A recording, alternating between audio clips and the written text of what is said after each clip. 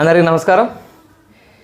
Functions IPE series video number 2 ఈరోజు మనం start చేసుకుందాం వీడియోని. ఈ వీడియోలో ఈరోజు మనం ఒక 3 టైప్స్ ఆఫ్ ఫంక్షన్స్ని మనం ఇంట్రడ్యూస్ చేసుకుందాం. మనం ఆల్రెడీ వన్ ఫంక్షన్, అదే ఇంజెక్షన్, సర్జెక్షన్, బైజెక్షన్స్ మనం ఆల్రెడీ అంతకుముందు వీడియోలో చూసాం. ఈరోజు ఇంకొక 3 రకాల ఫంక్షన్స్ని ఇంట్రడ్యూస్ చేసుకొని తెలుగు అకాడమీ టెక్స్ట్ బుక్లో ఎక్సర్సైజ్ నెంబర్ 1Aని వర్కౌట్ చేద్దాం. ఓకేనా? నాతో పాటు మీరు కూడా పెన్ను పేపర్తో, నాకు బోర్డు పెన్ను ఉన్నది, మీ దగ్గర పేపరు పెన్ను ఉంటే మ్యాథమెటిక్స్ వర్క్ స్టార్ట్ చేద్దాం మనం. సో అందులో ఫస్ట్ రకమైన function, first type of function ఈరోజు దాంట్లో కాన్స్టాంట్ ఫంక్షన్. సో మనం ఇప్పుడు కాన్స్టాంట్ ఫంక్షన్ అంటే ఏంటి అనేది డిఫైన్ చేద్దాం. రైట్, ఒక ఫంక్షన్ ఎప్పుడు కాన్స్టాంట్ ఫంక్షన్ అవుతుంది? ఫస్ట్ మీకు ఎగ్జాంపుల్ కన్నా, మన డెఫినేషన్ కన్నా ముందు ఒక కాన్సెప్చువల్ ఎగ్జాంపుల్ చెప్తాను నేను.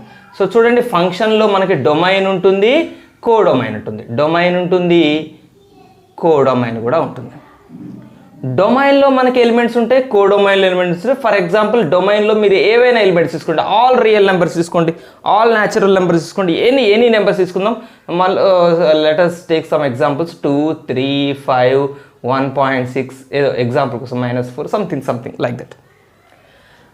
కోడొమైన్లో కూడా మీరు any real numbers select, any real numbers you can write -1, 0, 1/2, 3, 2.5, any numbers you select.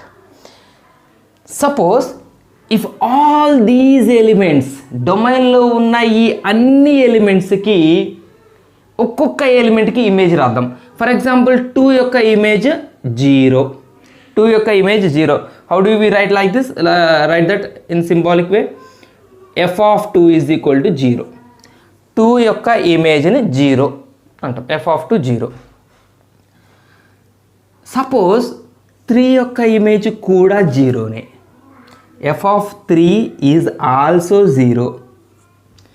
5 యొక్క ఇమేజ్ కూడా 0నే. Say f of 5 is also 0. 1.6 యొక్క ఇమేజ్ కూడా 0నే. Say f of 1.6 is also 0. -4 యొక్క ఇమేజ్ కూడా 0నే. So we write f of -4 equals to also 0. Then this kind of function is called a constant function. నేమ్లోనే ఉంది కాన్స్టాంట్. Image constant. ఎవరి image అయినా అక్కడ అవతల, ఇక్కడ ఏ డొమైన్లో ఏ ఎలిమెంట్కైనా అక్కడ image constant, fixed. So that kind of functions are called constant functions. ఇంకా వేరే ఎలిమెంట్స్ ఎన్నన్నా ఉండనండి, ఇమేజ్ మాత్రం ఒకటే ఉంటుంది. సో ఇప్పుడు కోడొమైన్ అంటే వీళ్ళందరూ వస్తారు, కానీ రేంజ్ సెట్లోకి ఎవరు వస్తారు చెప్పండి? రేంజ్ సెట్లోకి ఒక 0నే వస్తుంది. రేంజ్ సెట్లోకి ఒక 0నే వస్తుంది. ఎందుకు? ఒక 0కే కదా వీళ్ళందరూ మ్యాపింగ్ జరిగినాయి.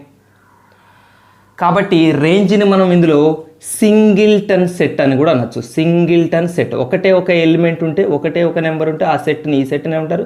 సింగిల్టన్ సెట్ అంటారు. So range of A constant function, ఒక కాన్స్టాంట్ ఫంక్షన్ యొక్క రేంజ్ ఒక సింగిల్టన్ సెట్ అవుతుంది. అంతే కదా, రేంజ్లోకి ఒకటే ఎలిమెంట్ వస్తుంది. రైట్, డెఫినేషన్ చూద్దాం. For all x belongs to capital A, for all x belongs to capital A, there exists a constant, a C. There exists C belongs to capital B. There exists a C belongs to C, small c. There exists a small c belongs to capital B such that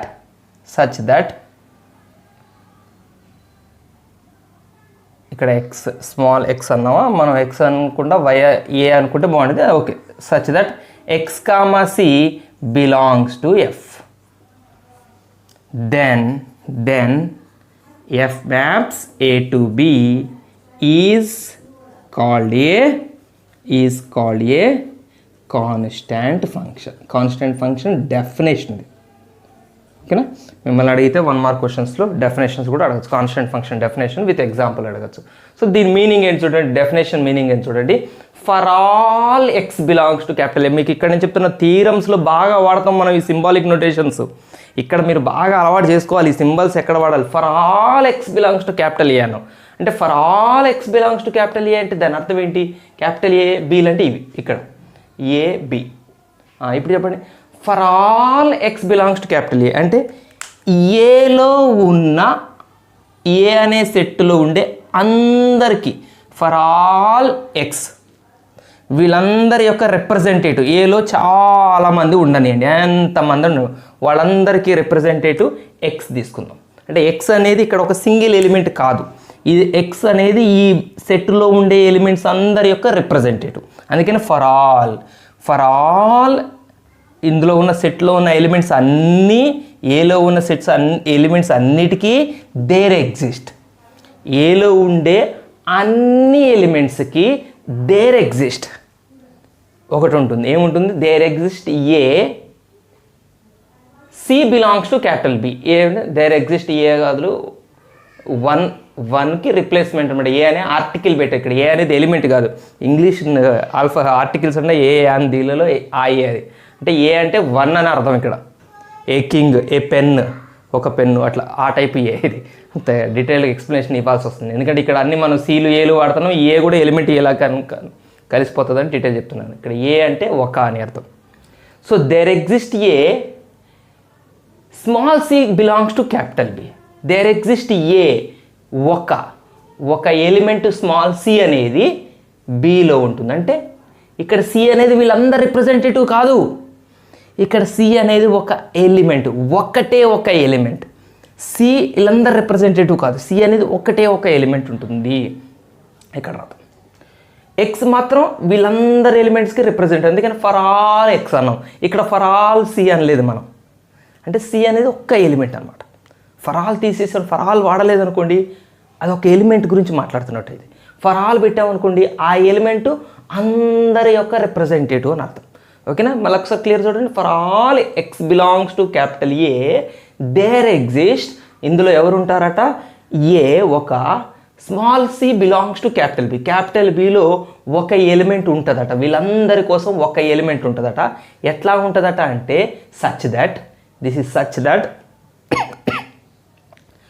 X comma c belongs to F.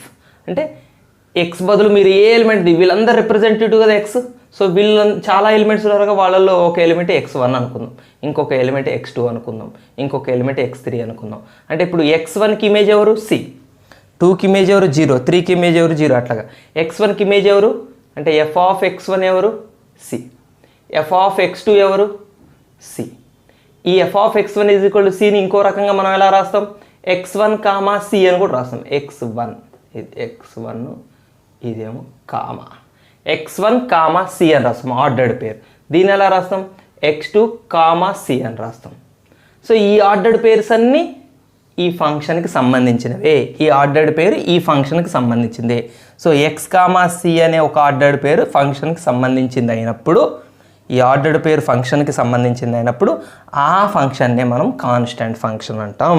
So ఇందులో most important part ఇది ఏంటి, అన్ని ఎక్స్లకి, X లాంటి అన్ని ఎలిమెంట్స్కి, all elements వాళ్ళందరూ representative X, ఏలో ఉన్న వాళ్ళందరి కోసం బిలో ఒక్క ఎలిమెంట్ ఉంటుంది.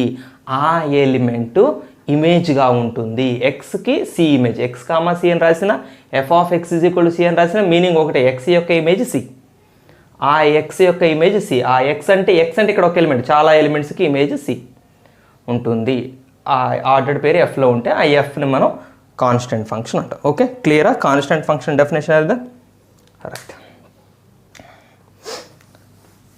కాన్స్టెంట్ ఫంక్షన్ మీద ఒకటి మీకు అర్థం కావడం కోసం ఒక చిన్న క్వశ్చన్. మనం ఇప్పుడు నేను ఒక ఫంక్షన్ రాస్తాను, కాన్స్టెంట్ ఫంక్షన్. ఈ కాన్స్టెంట్ ఫంక్షన్ కాదు చెప్పండి, 2,3, 1,3, 6,3, 9,3. ఇది కాన్స్టెంట్ ఫంక్షన్ అయినా?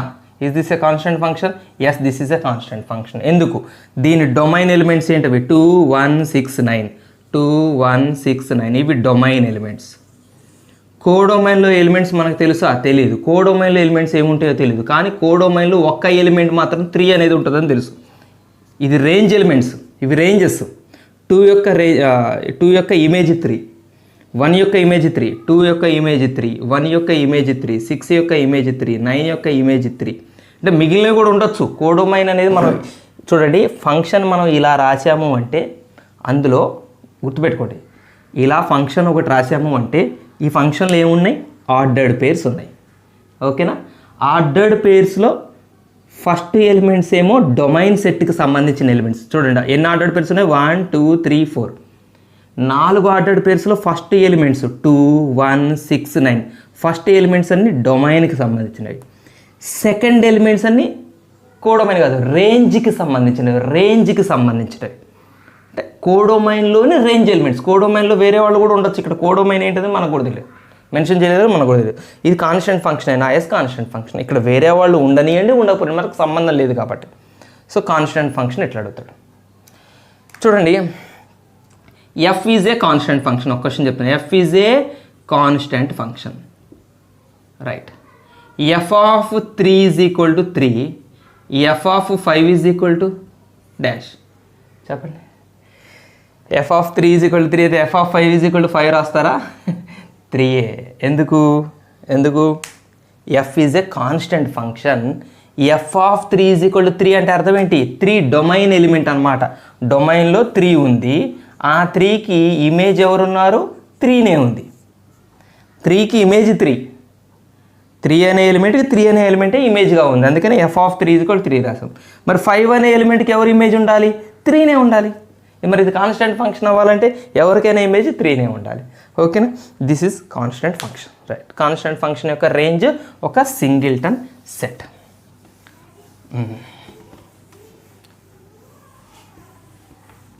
కాన్స్టెంట్ ఫంక్షన్, వీటి గ్రాఫ్స్ ఉన్నాయండి కాన్స్టెంట్ ఫంక్షన్కి. వీటి అన్ని నేను చెప్పాను కదా, ఇది ప్యూర్గా ఐపీ సిరీస్. ఎక్కడ గ్రాఫ్స్ కూడా ముట్టుకోవట్లేదు. వన్స్ మనం ఈ ఐపీ సిరీస్ని తొందరగా కంప్లీట్ చేసుకొని తొందరగా మనం ఎక్సర్సైజ్లు కూడా 4 ఎక్సర్సైజ్లు 3 ఎక్సర్సైజ్లు ఉన్నాయి అకాడమిక్ టెక్స్ట్ బుక్లో. నేను అకాడమిక్ టెక్స్ట్ బుక్ దగ్గర పెట్టుకున్నా, దీంట్లో నేను చూసి ప్రాబ్లమ్స్ ప్రతిదీ చెప్తాను నేను. జేఈలోకి వెళ్ళగానే మనం గ్రాఫ్స్ కంపల్సరీగా, ఫంక్షన్స్ అంటే గ్రాఫ్స్ చేస్తాం మనం, అక్కడ గ్రాఫ్స్ వర్క్ చేద్దాం, రైట్. ఫంక్షన్, ఇది కాన్స్టెంట్ ఫంక్షన్ కూడా తీసేద్దాం. Next identity function. Next is identity function. Right. Identity function ఏం చెప్తుందంటే, ఇది కూడా మీకు డ్రా చేస్తాను. ఐడెంటిటీ ఫంక్షన్ అంటే ఫర్ ఎగ్జాంపుల్ ఇందులో 2 3 4 5 అనే ఎలిమెంట్స్ ఉన్నాయి. ఇందులో కూడా 2 3 4 5 అనే ఎలిమెంట్స్ ఉన్నాయి. 2 is connected to 2, 3 is connected to 3, 4 is connected to 4, 5 is connected to 5. This function is called an identity function. Simple. Identity function అంటే ఏ ఎలిమెంట్కి ఆ ఎలిమెంటే ఇమేజ్ ఉండాలి. అంటే ఎఫ్ ఆఫ్ ఎక్స్కి ఇమేజ్ ఎక్సే, ఎఫ్ ఆఫ్ వైకి ఇమేజ్ వైఏ, ఎఫ్ ఆఫ్ జెడ్కి ఇమేజ్ జెడ్ఏ. ఏ ఎలిమెంట్కి ఆ ఎలిమెంటే రిఫ్లెక్షన్ ఉంటే దాన్ని మనం ఐడెంటిటీ ఫంక్షన్ అంటే. సింపుల్ ఫంక్షన్ ఐడెంటిటీ ఫంక్షన్ అనేది. ఐడెంటిటీ ఫంక్షన్లో ఏదైతే డొమైన్ ఎలిమెంట్ ఉంటుందో అదే రేంజ్ ఎలిమెంట్ ఉంటుంది, అదే అవతల ఇమేజ్ ఉంటుంది, ఆ ఎలిమెంట్కి అదే ఇమేజ్గా ఉంటుంది. F of x equal x, f of y. Constant ఫంక్షన్కి ఐడెంటిటీ ఫంక్షన్కి మీకు క్లియర్ డిఫరెన్స్ తెలిసింది కదా. కాన్స్టెంట్ ఫంక్షన్లో అందరూ పోయి ఒకటే ఎలిమెంట్కి కనెక్ట్ అవుతారు, అంటే అన్ని ఎలిమెంట్స్కి ఒకటే ఇమేజ్ ఉంటుంది. అంటే ఇప్పుడు f of x is equal to x ఉందనుకోండి, f of y is equal to కూడా ఎక్సే రాయాలి, f of z is equal to కూడా ఎక్సే రాయాలి. ఇది కాన్స్టెంట్ ఫంక్షన్ అయితే. ఐడెంటిటీ ఫంక్షన్ మాత్రం ఏ ఎలిమెంట్కి ఆ ఎలిమెంట్. అంటే ఒక రకంగా సింపుల్ చెప్పాలంటే f of x is equal to constant ఉంటేనేమో constant function, f of x is equal to x ఉంటేనేమో ఐడెంటిటీ ఫంక్షన్. ఇది ఐడెంటిటీ ఫంక్షను, ఇది కాన్స్టాంట్ ఫంక్షన్, రైట్. సింపుల్గా అయిపోయింది. ఐడెంటిటీ ఫంక్షన్ గురించి మనం పెద్దగా డీప్ డిస్కషన్స్ చేయాల్సిన అవసరం లేదు. మనం చెప్పాం కదా, మనకు దాని అవసరం వస్తుంది మనకి. వీటితో వర్క్ చేసే రోజున వర్క్ చేయాల్సిన అవసరం వచ్చినప్పుడు ఖచ్చితంగా వర్క్ చేద్దాం. ఐపీ దాటిన తర్వాత మనం ఖచ్చితంగా చేద్దాం. నెక్స్ట్ ఐడెంటిటీ ఫంక్షన్ సంబంధించి డెఫినేషన్ చెప్పలేదు కదా మనం, ఐడెంటిటీ ఫంక్షన్ డెఫినేషన్ చేద్దాం. ఐడెంటిటీ ఫంక్షన్ కంపల్సరీగా అండి. ఇంకొక ముఖ్యమైన విషయం, డొమైన్ ఏదైతే సెట్ ఉంటుందో కోడొమైన్ కూడా అదే సెట్ ఉండాలి. ఫర్ ఎగ్జాంపుల్ ఇప్పుడు చూడండి 1 2 3 4 1 2 3 4 5 ఉందనుకోండి, ఇది వేరే సెట్ బి సెట్ అనుకుందాం. చిన్న క్లారిఫికేషన్ ఇస్తా. 1 is connected to 1, 2 is connected to 3, is connected to 3, 4 is connected to 4. 1 యొక్క ఇమేజ్ ఎవరు? 1నే. 2 యొక్క ఇమేజ్ ఎవరు? 2నే. 3 యొక్క ఇమేజ్ ఎవరు? 3నే. 4 యొక్క ఇమేజ్ ఎవరు? 4ఏ. బట్ ఇది ఐడెంటిటీ ఫంక్షన్ కాదు. ఎందుకు ఐడెంటిటీ ఫంక్షన్ కాదంటే, ఐడెంటిటీ ఫంక్షన్ అవ్వాలంటే first f should be mapped from A to A. Identity function అవ్వాలంటే కంపల్సరీగా domain set and codomain sets must be same. Domain codomain same ఉండాలి. Even though the reflections are same, but they are having different domain and codomain. This is not an identity function. So now it becomes identity function. క్లియరా? So identity ఫంక్షన్లో first condition, it should be mapped with it self. ఒక set ఆ సెట్తోనే mapping అయి ఉండాలి. Right.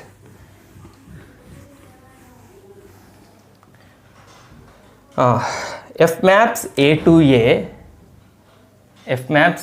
A, comma, say x for all x belongs to capital A. For all x belongs to capital A, f of x is equal to x. For all x belongs to capital A అంటే capital ఏలో ఏ element, అన్ని ఎలిమెంట్స్కి అంటే x బదులు మీరు ఏదని తీసుకోండి, for all అన్ని ఎలిమెంట్స్కి దానికి అదే ఇమేజ్గా ఉంటే then f is a an అనాలా, యాన్ ఐడెంటిటీ ఫంక్షన్ ఇంగ్లీష్ ఏను a identity function, an identity function correct ఉంది. Okay, identity function. F is an identity function. For all x belongs to A, f is. ఇలాంటిది మన constant function కూడా యాక్చువల్గా నేను definitions రకరకాలు రాయొచ్చు. మనం కాన్స్టెంట్ ఫంక్షన్కి దీనికి సిమిలర్ కూడా రాయొచ్చు. కాన్స్టెంట్ ఫంక్షన్కి ఇప్పుడు ఇక్కడ కూడా దీన్ని బేస్ చేసుకుని రాస్తుంది. ఇట్లానే రాద్దాం చూడండి సింపుల్గా. F maps A to B comma for all x belongs to capital A, f of x is equal to c where c belongs to capital B. ఇట్లా కూడా రాయచ్చు మనం. దెన్ ఎఫ్ ఈ set to B constant function. F of x is equal to c అవ్వాలి. C ఎక్కడ ఉండాలి? బిలో ఉండాలి. ఏలో ఫర్ ఆల్ ఎక్స్ ఎవరికైనా బిలో ఒక్క సితోనే మ్యాపింగ్ కలిగి ఉంటే అది కాన్స్టెంట్ ఫంక్షన్. మనం అక్కడ చదువుకున్నాం. ఇది ఐడెంటిటీ ఫంక్షన్. చాలా next type of functions equal functions. ఇవి రెండు ఫంక్షన్స్కి సంబంధించినవి. ఈక్వాలిటీ ఆఫ్ ఫంక్షన్స్ లేదా ఈక్వల్ ఫంక్షన్స్. చాలామంది ఈక్వల్ ఫంక్షన్స్లో చిన్న కాన్సెప్ట్స్ మిస్ అవుతుంటారు. నేను అది క్లారిఫై చేస్తాను. ఈక్వల్ ఫంక్షన్ రెండు ఫంక్షన్స్ సంబంధించిందండి ఇది. ఇప్పటిదాకా మనం కాన్స్టెంట్ ఫంక్షన్ అంటే ఒక ఫంక్షన్ ప్రాపర్టీ, ఐడెంటిటీ ఫంక్షన్ అంటే అది కూడా ఒక ఫంక్షన్ యొక్క ప్రాపర్టీ. ఈక్వల్ ఫంక్షన్స్ అంటే రెండు ఫంక్షన్స్ ప్రాపర్టీ. ఫర్ ఎగ్జాంపుల్ ఇప్పుడు చూడండి, ఎఫ్ అనేది ఒక ఫంక్షన్. ఎట్లా అంటే ఏ అనే సెట్ నుంచి బి అనే సెట్కి మ్యాపింగ్ చేస్తున్నాం. దిస్ ఈజ్ 1 2 3 చాలు, ఏ బి సి.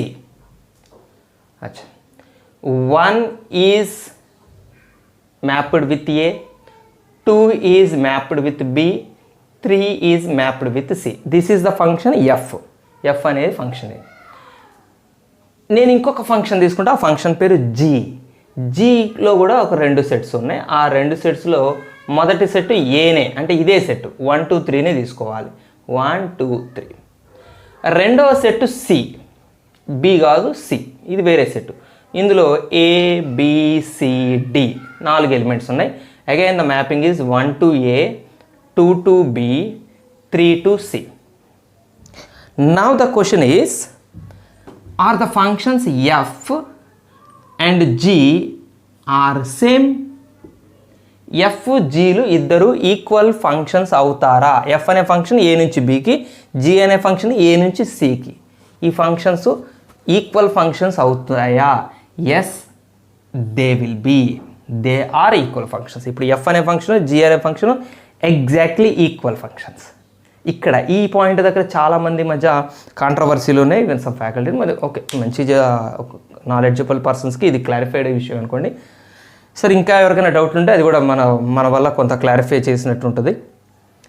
ఏంటంటే ఇక్కడ వేరే సెట్ తీసుకున్నాం కదా, ఇక్కడ బి తీసుకున్నాం, ఇక్కడ వేరే సెట్ తీసుకున్నాం సి. అంటే ఈ సెట్ సేమ్ కాదు, ఇందులో డి లేదు, ఇందులో డి ఉంది. అప్పుడు ఈ ఫంక్షన్కి ఎందుకు ఈక్వల్ అవుతుంది? ఒక ఫంక్షన్ ఇంకొక ఫంక్షన్కి ఈక్వల్ అవ్వాలంటే ఖచ్చితంగా ఆ ఫంక్షన్ ఎలా ఉందో రెండో ఫంక్షన్ కూడా అలానే ఉండాలి. నో అని లేదు మనకి. ఫంక్షన్స్ డెఫినేషన్లో క్లియర్గా ఏమి ఇచ్చాడంటే ఎప్పుడు ఒక రెండు ఫంక్షన్స్ ఈక్వల్ అయితే అంటే రెండు కండిషన్స్ సాటిస్ఫై చేయాలి. వెరీ వెరీ వెరీ ఇంపార్టెంట్ ఇది. ఈక్వాలిటీ ఆఫ్ ఫంక్షన్స్ చాలా చాలా ఇంపార్టెంట్ అండి. మనం థీరమ్స్ గుర్తుపెట్టుకోండి, చాలా ఇంపార్టెంట్. ఐపీఈ సిరీస్లో వస్తాయి. రెండు ఫంక్షన్స్ని ఈక్వల్ అని ప్రూవ్ చేస్తాం మనం. Most important 7 marks questions. అరే ఈ 7 మార్క్స్ క్వశ్చన్స్ ఎంత ఇంపార్టెంట్ తెలుసా? ఫంక్షన్స్లో ఫెయిల్ అవుతాడు అన్న పిల్లగాడు ఇట్లాంటి చాప్టర్లో ఒక 2-3 పట్టుకున్నా చాలు పాస్ అయిపోతాడు. అంత గన్ షాట్ క్వశ్చన్స్ వస్తాయి ఐపీఈలో. సో అంత ఇంపార్టెంట్. అక్కడ మనం ఈ ఈక్వాలిటీ ఆఫ్ ఫంక్షన్స్ వాడతాం. అందుకని క్లియర్గా వినండి, రెండు ఫంక్షన్స్ ఈక్వల్ అవ్వాలంటే రెండు కండిషన్స్ సాటిస్ఫై చేయాలి. ఒకటి దే షుడ్ బి లేదా they should be defined on same domain. They should be define on same domain. ఇద్దరికి డొమైన్ సేమ్ ఉండాలి. అందుకని చూసారా, నేను ఇక్కడ ఏ రాశాను, ఇక్కడ కూడా ఏనే రాశాను. రైట్? సో రెండు ఫంక్షన్స్ యొక్క డొమైన్స్ సేమ్ ఉండాలి. Question point number 1. రెండోది f of x should be equal to g of x. ఎఫ్జీల విషయంలో మాట్లాడుతున్నాం కాబట్టి f of x is equal to g of x అంటే అర్థం ఏంటి? రేంజెస్ సేమ్ ఉండాలి. కోడొమైన్స్ కాదు, రేంజ్. ఏంటిది ఎఫ్ ఆఫ్ ఎక్స్ అనే సెట్? ఏంటిది ఎఫ్ ఆఫ్ ఎక్స్ అనే సెట్? రేంజ్ల సెట్. మనం ఆల్రెడీ ఫస్ట్ డెఫినేషన్లో చూసాం. ఏ అంటే డొమైన్, బి అంటే కోడొమైన్, ఎఫ్ ఆఫ్ ఏ అంటే రేంజ్. ఎఫ్ ఆఫ్ ఎక్స్ అనేది రేంజ్. అంటే ఎఫ్ యొక్క రేంజ్ సెట్, జీ యొక్క రేంజ్ సెట్ సేమ్ ఉండాలి. ఈ క్వశ్చన్లో చూడండి, ఎఫ్ యొక్క రేంజ్ ఏంటి? రేంజ్ ఎలిమెంట్స్ ఏంటివి? A B C. F of X elements ఏంటివి? ఏబిసి. Range set A B C. ఇక్కడ రేంజ్ సెట్ ఏంటి? ఏబిసి. చాలు, ఈక్వల్ అయినా లేదా? Range equal. కోడొమైన్తో మనకు సంబంధం లేదు. ఇందులో ఏబిసి ఉంది, ఇందులో ఏబిసిడి ఉంది. చూడదు, రేంజ్ సేమ్ ఉన్నాయి కాబట్టి ఈ రెండు కండిషన్స్ని సాటిస్ఫై చేసే రెండు ఫంక్షన్స్ని ఈక్వల్ ఫంక్షన్స్ అని మనం అనొచ్చు. Exactly these functions are now equal functions. Clear అండి? రెండు ఫంక్షన్స్ యొక్క రేంజెస్ సేమ్ ఉండాలి. Very very very very important. Okay, problem start చేసుకుందాము మనం. రైట్, ఈ మూడు ఫంక్షన్స్ డెఫినేషన్స్ ఇచ్చిన ఈక్వల్ ఫంక్షన్స్ యొక్క డెఫినేషన్ మనకు ఐపీఈకి చాలా ఇంపార్టెంట్. ఐపీఈ సిరీస్లోనే కాబట్టి ఐపీఈ గురించి చెప్తున్నాను నేను. సో చాలా ఇంపార్టెంట్ అన్నాను బోర్డ్ ఎగ్జామ్కి, ఎందుకంటే మనం ఐపీఈ సిరీస్లో ఉన్నాం. రైట్, ఇప్పుడు మనం ప్రాబ్లమ్స్ షురూ చేసుకుందాం. Exercise number 1A. Exercise number 1A కన్నా ముందు కొన్ని ఎగ్జాంపుల్ ప్రాబ్లమ్స్ కూడా ఉన్నాయి. ప్రతి ప్రాబ్లమ్ని వదిలిపెట్టకుండా మీరు చేయండి. నేను కూడా ఎక్సర్సైజ్లో ఉన్న ప్రాబ్లమ్స్ అన్నిటినీ వదిలిపెట్టకుండా చేస్తాను. ఎక్సర్సైజ్లో ప్రాబ్లమ్స్ అన్నీ వదిలిపెట్టకుండా చేస్తాను. బట్ ఒక్క కండిషన్ అండి, ఒక్క విషయం మీకు నేను దీని ముందు చెప్తాను. ఎగ్జాంపుల్ ప్రాబ్లమ్స్ కూడా నేను ఒక 2 ప్రాబ్లమ్స్ ఎక్స్ప్లెయిన్ చేస్తాను. ఎందుకంటే ఎగ్జాంపుల్ ప్రాబ్లమ్స్ ఆల్రెడీ సొల్యూషన్స్ చేసి ఉంటాయి కాబట్టి మీరు అర్థం చేసుకోవచ్చు. అంటే వన్స్ ఎక్సర్సైజ్ కంప్లీట్ చేసామనుకోండి, మనం ఎక్సర్సైజ్ కంప్లీట్ చేస్తే మనకు కొంత ఎక్స్పీరియన్స్ వస్తుంది. ఇది ఎట్లా చేయాలి, అది ఎట్లా చేయాలని ఒక ఐడియా వస్తుంది. కాబట్టి సో మళ్ళీ ఒకసారి ఎగ్జాంపుల్ ప్రాబ్లమ్స్ పోయి ఆ సొల్యూషన్ స్టడీ చేయండి. అర్థమైంది? ముందు చదివితే అర్థం కాని వాళ్ళకు కూడా ఎక్సర్సైజ్ ప్రాబ్లమ్స్ అన్ని చేశాక కొన్ని అర్థమవుతుంది, ప్రాబ్లం లేదు. బట్ ఎక్సర్సైజ్ ప్రాబ్లమ్స్ మాత్రం చేసే ముందు ఒక స్ట్రిక్ట్ కండిషన్ నేను చెప్తున్నానండి. ఏంటంటే సిమిలర్ కైండ్ ఆఫ్ ప్రాబ్లమ్స్ వచ్చినప్పుడు దయచేసి నా సొల్యూషన్ మీద ఆధారపడకండి. ఎందుకంటే నేను ఎక్సర్సైజ్లో ఉన్న ప్రతి ప్రాబ్లం చేస్తాను. ఎందుకంటే ప్రతి స్టూడెంట్ దగ్గర గైడ్ అనేది ఉన్నా లేకపోయినా, గైడ్లు అసలు వాస్తవం వాడకూడదు గైడ్లు అనేవి. కాకపోతే ఏంటంటే లెక్చరర్స్ దగ్గర రెగ్యులర్గా ఉండే పిల్లలకి నోట్స్ ఉంటుంది, లెక్చరర్స్ ఇచ్చే నోట్స్ ఉంటుంది. కాబట్టి వాళ్ళకి ఓకే, లెక్చరర్కి నోట్స్కి మధ్య కమ్యూనికేషన్ అర్థమవుతుంది. కొంత స్టడీస్కి దూరంగా ఉన్న వాళ్ళంటే గైడ్స్ మీద ఆధారపడతారు. గైడ్లలో ఎట్లుంటాయంటే సొల్యూషన్స్ ఆ ప్రింటింగ్ ఖర్చు తగ్గించుకోవడం కోసం 2-3 స్టెప్స్ మింగేస్తారు, డైరెక్ట్ స్టెప్ వేయటం జరుగుతుంది. ఒక్కోసారి అసలు ఆ సొల్యూషన్ ఎట్లా వచ్చిందో కూడా అర్థం కాదు. అందుకనే మనం డీటెయిల్డ్ వీడియోలో స్టెప్ టు స్టెప్ మంచిగా ఎక్స్ప్లెయిన్ చేస్తాం. కాబట్టి మన వీడియో అనేది ఎవరి దగ్గర ఉంటుందో వాళ్ళ దగ్గర అకాడమీ టెక్స్ట్ బుక్ సొల్యూషన్స్ అన్నీ ఉంటాయి. అకాడమీ టెక్స్ట్ బుక్ యొక్క ఆన్సర్స్ అన్నీ ఇప్పుడు నేను మీకు ఎక్స్ప్లెయిన్ చేస్తున్నట్టు అనమాట. కాబట్టి కాకపోతే మీరు ఖచ్చితంగా సొల్యూషన్ నేను చెప్పాక వినకండి, పాస్ చేయండి, వీడియో పాస్ చేయండి, మీరు ట్రై చేయండి. నాకన్నా బెటర్ సొల్యూషన్ మీకు డెఫినెట్గా వస్తుంది. సో చాలా సొల్యూషన్స్ ఉంటాయి. నేనేదో నా ఐడియాలజీతో మా పాతకాలపు చదువులతో, పాతకాలం అంటే మరి నేనేమో ముసలోని కాలేదు, కొన్ని సంవత్సరాల బ్యాక్ నేను కూడా చదువుకున్నప్పుడు మా లెక్చరర్స్ చెప్పిన సొల్యూషన్స్ బాగా అలవాటు పడి ఉంటాం కాబట్టి మేము కూడా దాదాపు అదే మూడులో వెళ్తుంటాం కావచ్చు. బట్ ఇప్పుడు వచ్చే జనరేషన్ హైలీ టాలెంటెడ్. సార్ 10 స్టెప్పులు చెప్తే 3-4 స్టెప్పులు లేపేసే పిల్లలు చాలామంది ఉన్నారు. అందుకే నేను చెప్తున్నాను, మీ ఓన్ టాలెంట్ మీద ఫస్ట్ డిపెండ్ అవ్వండి. ఒక ప్రాబ్లమ్ని చూడండి 2-3 ప్రాబ్లమ్ సొల్యూషన్ చేస్తుంటే చూడండి. నెక్స్ట్ ఒకటి మీరు ట్రై చేయండి. డెఫినెట్గా ద బెస్ట్ సొల్యూషన్ మీకే రావచ్చు, నా దానికన్నా కూడా బెస్ట్ సొల్యూషన్ రావచ్చు. ఓకే. సో ఈ కండిషన్ మాత్రం స్ట్రిక్ట్గా ఫాలో అవ్వండి. ప్రతిదీ క్వశ్చన్ ఇందులో చూసి అందులో నోట్స్లు మీ దగ్గర నోట్స్లోకి ఎక్కించుకొని మళ్ళీ ఇది కూడా రెగ్యులర్ క్లాస్ రూమ్లా చేయకండి. బోర్డు మీద సార్ రాస్తే నోట్స్లు రాయటం, ఇంటికి పోవటం, నోట్స్ పక్కన పడే. నో, మనం వర్క్ చేద్దాం, సిన్సియర్గా వర్క్ చేద్దామండి. ఓకేనా, స్టార్ట్ చేద్దామా? ఒక ఎగ్జాంపుల్ ప్రాబ్లం నేను ఒక 2 ఎగ్జాంపుల్ ప్రాబ్లమ్స్ చెప్తాను మీకు. నేను ఒక ఫంక్షన్ ఉంది. ఇఫ్ ద ఫంక్షన్, నేను వీడియో పాస్ చేస్తాను, మనం కొంత టైం సేవ్ చేసుకుందాం.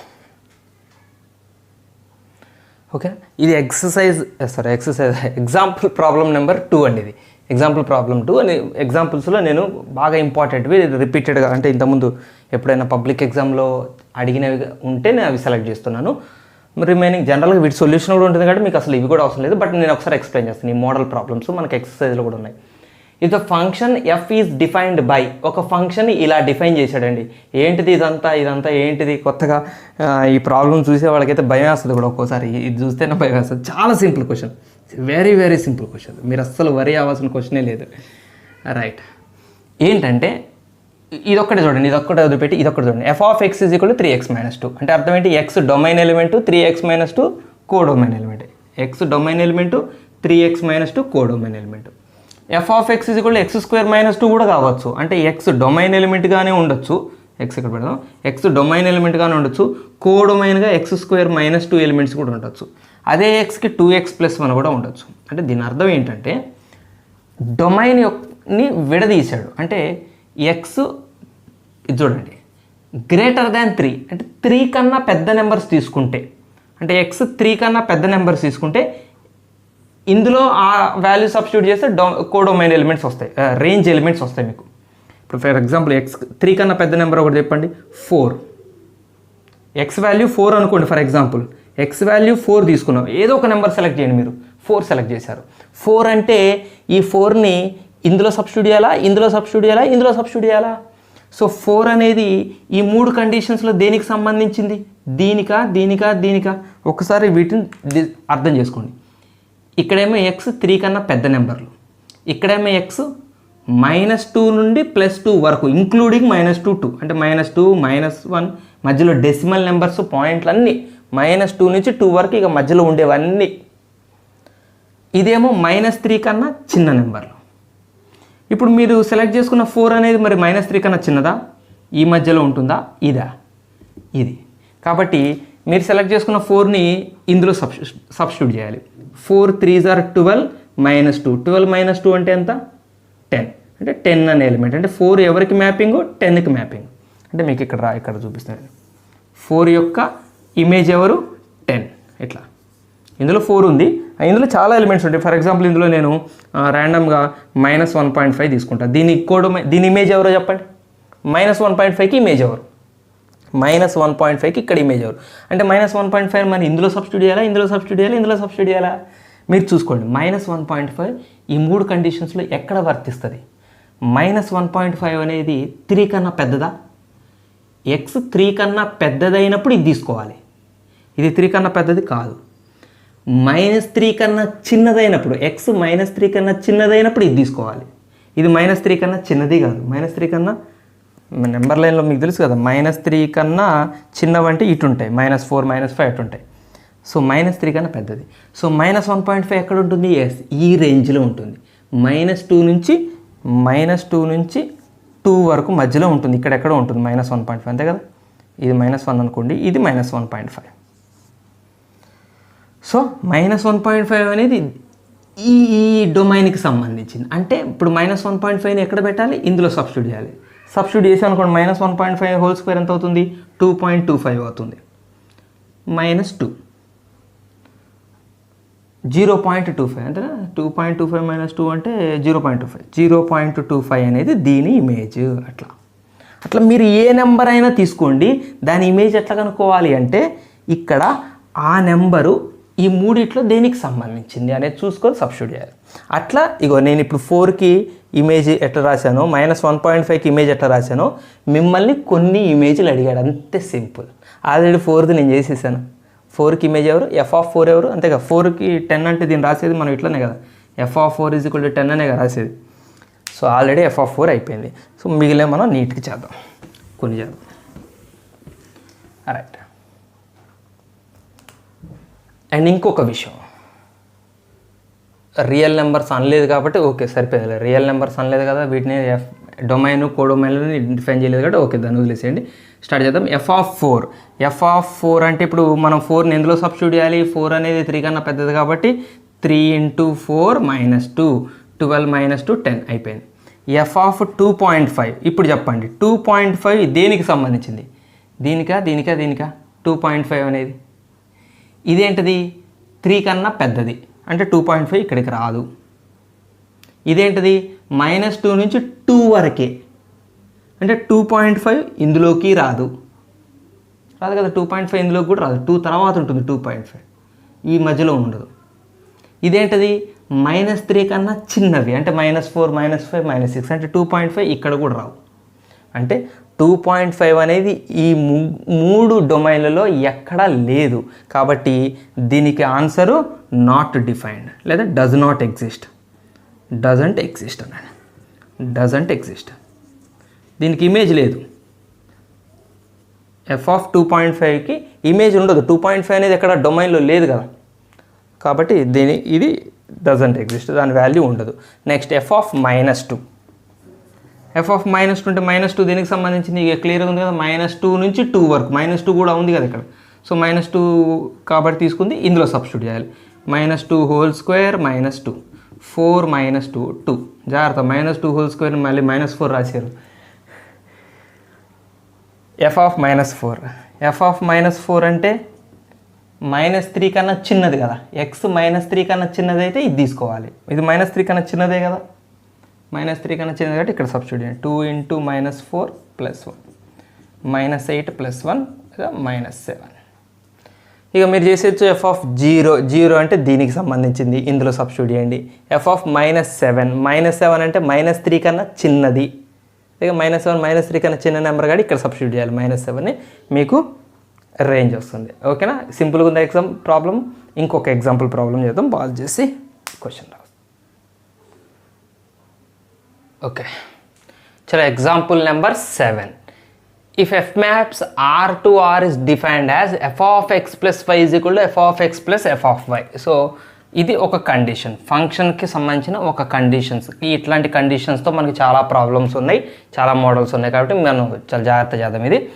సో ఇది ఈ ఫంక్షన్ యొక్క కండిషన్ అట. మళ్ళీ ఇంకొకటి ఇచ్చాడు, f(1) value 7. Okay right, f(1) value 7. మనం ఏం ఫైండ్ అవుట్ చేయాలట, సిగ్మా. దీన్ని సిగ్మా అని చదవాలి. సిగ్మా అంటే సమ్మేషన్ అనమాట. సిగ్మా సింబల్ అది, సమ్కి సింబల్ అది. Sigma r = 1 to n f(r) value find out చేయాలి. అంటే దీని అర్థం ఏంటో చెప్తా. అసలు క్వశ్చన్ అర్థం కాకపోతే మనం ఆన్సర్ ఏం చేస్తాం. సో దీని అర్థం ఏంటంటే మనం ఏం ఫైండ్ అవుట్ చేయమన్నాడంటే, దీన్ని ఎక్స్పెండ్ చేద్దాం. r = 1 నుంచి n వరకు ఇక్కడ సబ్స్టిట్యూట్ చేసుకుంటూ పోండి. ఇప్పుడు ఇక్కడ r ఉందా, r తీసేసి ఫస్ట్ నెంబర్ ఏం పెట్టాలి, 1 పెట్టాలి. అంటే అదేమవుతుంది, f(1) అవుతుంది. ఇదేమవుతుంది, f(1) అవుతుంది. r ప్లేస్లో 1 పెట్టాం, ప్లస్ పెట్టాలి. సమ్మేషన్ కదా, ప్లస్ పెట్టాలి. మళ్ళీ ఇప్పుడు ఈసారి r తర్వాత 1 తర్వాత నెక్స్ట్ నెంబర్ ఏంటి, 2 ప్లస్ నెక్స్ట్ నెంబర్ ఏంటి, 3 ప్లస్ f(4) ప్లస్ సో అట్లా ఎక్కడి వరకు సబ్స్టిట్యూట్ చేయాలంటే r = 1 నుంచి n వరకు సబ్స్టిట్యూట్ చేయాలి. అంటే ఇక్కడ n సబ్స్టిట్యూట్ చేస్తే వస్తుంది, f(n) వస్తుంది. ఇదండి యాక్చువల్గా దీని యొక్క అర్థం. ఇది ఈ టర్మ్ యొక్క ఎక్స్పాండెడ్ మీనింగ్ ఇది. సమ్మేషన్ అనమాట. వీళ్ళందరి సమ్ మనం ఫైండ్ అవుట్ చేయాలి. ఎట్లా ఫైండ్ అవుట్ చేస్తామంటే ఇందులో ఒక్కటి మాత్రం తెలుసు మనకి, f(1) వాల్యూ మనకు తెలుసు ఎంత, 7. అంటే ఈ ప్లేస్లో మనం 7 రాయొచ్చు. ఈ కండిషన్ ఇచ్చారు, f(x + y) కూడా f(x + f(y) ఇచ్చారు. సపోజ్ నేను నెక్స్ట్ f(2) వాల్యూ రాస్తున్నాను. చూడండి, f(2)ని నేనేం రాస్తానంటే f(2)ని 1 + 1 అని రాస్తా. 2ని 1 + 1 అని రాద్దాం. ఇప్పుడు ఈ ఫార్ములా అప్లై చేయండి, ఈ రూల్ అప్లై చేయండి. f(x + y) ఫామ్లో ఉంటే ఏం రాయొచ్చట, f(x) అని ప్లస్ f(y) అని దీన్ని విడివిడిగా రాయొచ్చు అని చెప్పింది కదా ఇప్పుడు ఈ కండిషన్. ఈ కండిషన్ వరకే, ప్రతి ప్రాబ్లం కాదు అప్లికబుల్. ఈ ఒక్క ప్రాబ్లంకి ఇట్లా ఇది మనం ఈ ప్రాబ్లం వరకే అప్లై చేయాలి. f(x + y)ని ఇలా విడదీయచ్చు, f(x + f(y)ని. సో f(1 + 1)ని దీని ప్రకారం ఎలా రాయొచ్చు, f(1 + f(1).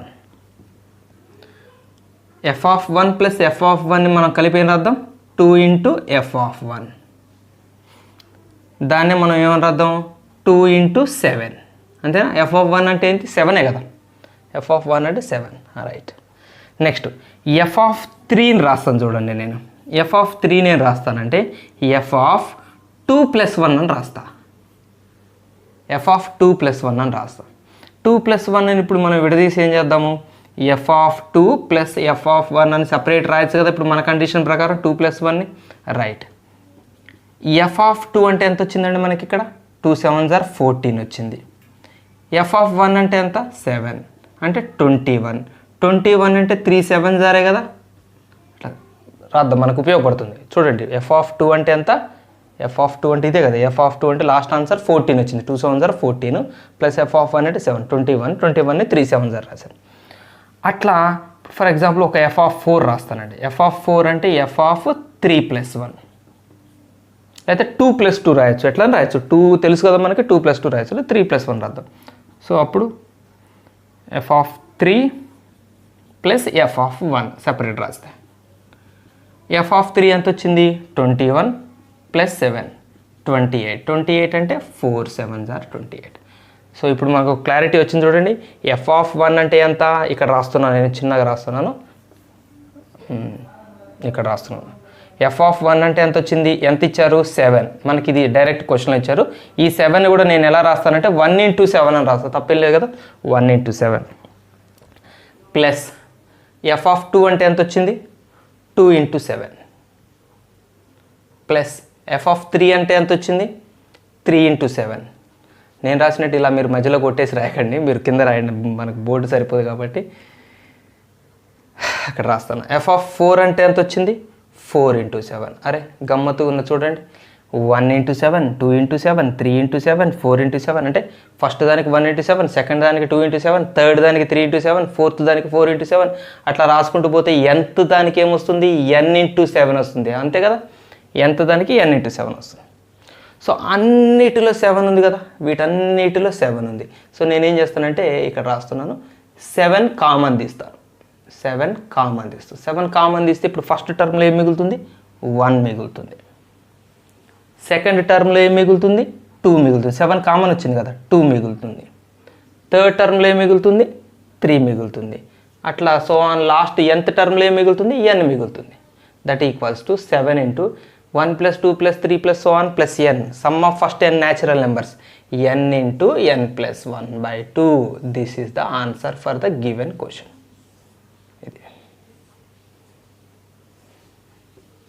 ఇది సో దీని సమ్ అంటే ఈ మొత్తం summation value r = 1 to n summation value ఎంతటిని సమ్ చేస్తే ఇది ఆన్సర్ అనమాట. ఓకేనా. సో మనం ఎక్సర్సైజ్ ప్రాబ్లమ్స్ స్టార్ట్ చేసుకుందాం. Okay, exercise number 1A Telugu అకాడమీలో ఫస్ట్ రోమన్లో ఫస్ట్ క్వశ్చన్. ఇది ఆల్రెడీ మనం ఎగ్జాంపుల్ ప్రాబ్లం ఇందాక చేసాం కదా, అదే మోడల్లో ఉంటుంది, సేమ్ మోడల్. f(x) అనే ఫంక్షన్ ఇక్కడ చూడండి 3 రకాలుగా డిఫైన్ చేయడం జరిగింది. 3 రకాలుగా 1 కన్నా పెద్దదైనప్పుడు, x వాల్యూ 1 కన్నా పెద్దదైనప్పుడు ఇది, -1 నుంచి 1 వరకు నెంబర్స్ తీసుకునేటప్పుడు x వాల్యూ ఈ రేంజ్లో తీసుకునేటప్పుడు 2 అనేది ఆన్సరు, -3 నుంచి మైనస్ వరకు ఇది ఆన్సర్. అంటే మీకు ఒక రకంగా ఓ పని చేయండి, మీకు ఈజీగా ఉండటం కోసం ఏం చేస్తారంటే మీరు దీన్ని ఒక నెంబర్ లైన్ మీద డ్రా చేసుకోండి, ఇంకా ఈజీగా ఉంటుంది. లేకపోతే మనం తీసుకునే నెంబర్ ఏ ఏరియాలో ఉంటుందో కూడా మీకు అర్థం కాదు ఒక్కోసారి. 0 1 2 3 4 -1 -2 -3 -4 ఇట్లా రాసుకుందాం. ఇప్పుడు ఒక్కొక్క నెంబర్ చూద్దాం. ఇప్పుడు f(3) చెప్పండి, 3 ఎక్కడ ఉంటుంది? ఈ కండిషన్స్లో 3 ఎక్కడ ఉంటుంది?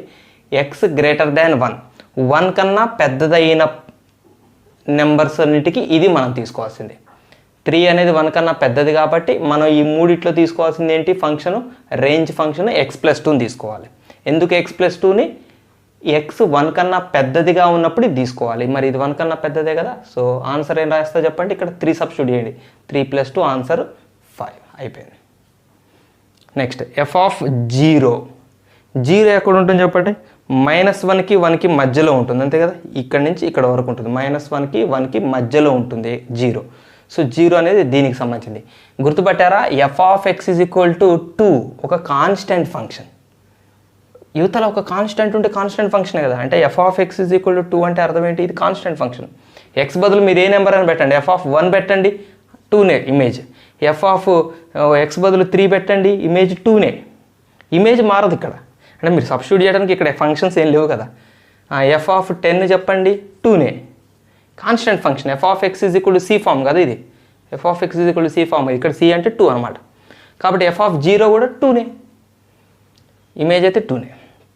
నెక్స్ట్ -1.5. -1.5 అంటే ఇక్కడ ఉంటుంది. -1.5 అంటే ఈ రేంజ్. -1 నుంచి -3 ఈ మధ్యలో ఉంటుంది. -1.5 అంటే ఇక్కడ సబ్స్టిట్యూట్ చేయాలి. ఇక్కడ సబ్స్టిట్యూట్ చేస్తే ఎంత వస్తుంది? -1.5 -1 దట్ ఈస్ -2.5. రెండు నెగిటివ్ కాబట్టి అడిషన్ చేస్తాం. ఇక్కడ రండి, ఫోర్త్ ప్రాబ్లం. f(2)ని మనం చేయాలి, f(-2)ని చేయాలి, రెండింటిని సమ్ చేయాలి. f(2) ఎక్కడ ఉంటుంది? ఇగో ఇది. అంటే 2 దేనికి సంబంధించింది? ఈ మూడిట్లో ఇది 2 1 కన్నా పెద్దది. అంటే 2 ఇక్కడ సబ్స్టిట్యూట్ చేస్తే 2 + 2 ఎంత అవుతుంది? దీని వాల్యూ 4 ప్లస్ -2 దేనికి సంబంధించింది? ఇగో ఈ రేంజ్కి సంబంధించింది. -1కి -3కి మధ్యలో ఉంటుంది. అంటే -2ని మనం సబ్స్టిట్యూట్ చేసింది ఇక్కడ. చెప్పండి, -2 -1 ఎంత అవుతుంది? -3 అవుతుంది. 4 - 3 1 ఆన్సర్. f(5) ఎక్కడ దేని కేటగిరీ కింద చూస్తే ఇదే కేటగిరీ. 1 కన్నా పెద్ద నెంబర్ కదా 5 అంటే. సో 5 ఇక్కడ సబ్స్టిట్యూట్ చేయండి. 5 + 2 7. Okay, ready? నోట్ డౌన్ చేసుకుంటూ పాస్ చేసి. ఓకే, సెకండ్ క్వశ్చన్కి వచ్చేసాం. ఫస్ట్ రోమన్లో వెరీ ఇంపార్టెంట్ క్వశ్చన్ ఇది. ఐపీ క్వశ్చన్స్లో అడిగిన క్వశ్చన్స్లో ఇది కూడా ఉంటుంది, ఈ మోడల్ క్వశ్చన్.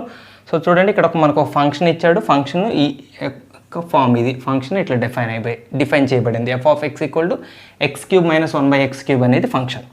మనం ఏం ప్రూవ్ చేయాలి? f(x) + f(1/x) 0కి ఈక్వల్ అని ప్రూవ్ చేయాలి. సబ్స్టిట్యూట్ చేయండి, సింప్లిఫై చేసి ఈజీగా చేసేద్దాం. f(x)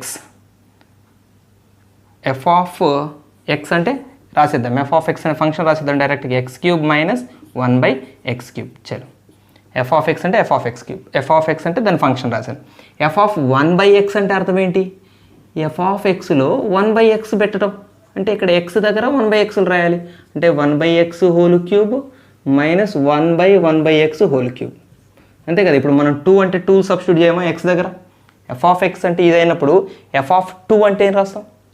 2³ - 1/2³ అని రాస్తాం కదా. x ప్లేస్లో ఆ నెంబర్ సబ్స్టిట్యూట్ చేస్తాం. ఇప్పుడు ఇక్కడ x ప్లేస్లో ఎవరిని సబ్స్టిట్యూట్ చేయమన్నాడు? 1/xని సబ్స్టిట్యూట్ చేయమన్నాడు. అందుకని ఇగో x³ ఉండాల్సిన దగ్గర 1/x³. మళ్ళీ x³ ఉండాల్సిన దగ్గర 1/x³. సో అది రాస్తాం.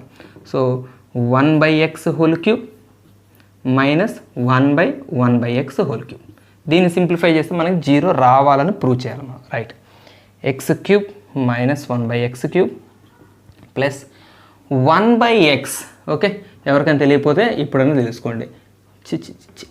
1/x can be written as x⁻−1. 1/xని x⁻−1 అని కూడా రాయచ్చు. సో దీన్ని x⁻−1 అని రాసి హోల్³ చేద్దాం. 1/xని x⁻−1 రాసాను, క్యూబ్ అలానే పెట్టాను. -1/, ఇది కూడా x⁻−1 హోల్³.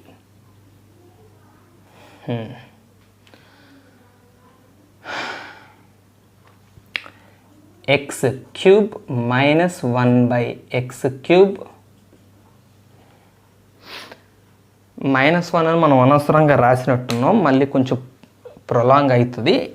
దీన్ని ఇలానే ఉంచండి, ఈజీగా వచ్చేస్తుంది, ఇంక ఈజీగా వస్తుంది. చెప్పాను కదా, రకరకాల ఆలోచనలు వస్తుంటాయి మనకి. ఇంకా మనకే మన స్టెప్కి ఇంకా బెటర్ స్టెప్ మనకే ఒక్కోసారి వస్తుంది. 1/x³ 1/x³ అని రాయండి శుభ్రంగా. 1/x³ 1 క్యూబ్ అంటే 1, దేనికి దాన్ని క్యూబ్ చేయండి. 1ని క్యూబ్ చేస్తే 1, xని క్యూబ్ చేస్తే x³ -1/, ఇది కూడా 1/x³ అంటే 1/x³ అయిపోయింది. దానికోసం ఇన్వర్స్ లేదంతా ఎందుకు, మళ్ళీ x³ పైకి తీసుకురండి, ఫ్రాక్షన్ కదా కింద, 1 కింద ఫ్రాక్షన్ ఉంది కదా, x³ పైకి వస్తుంది.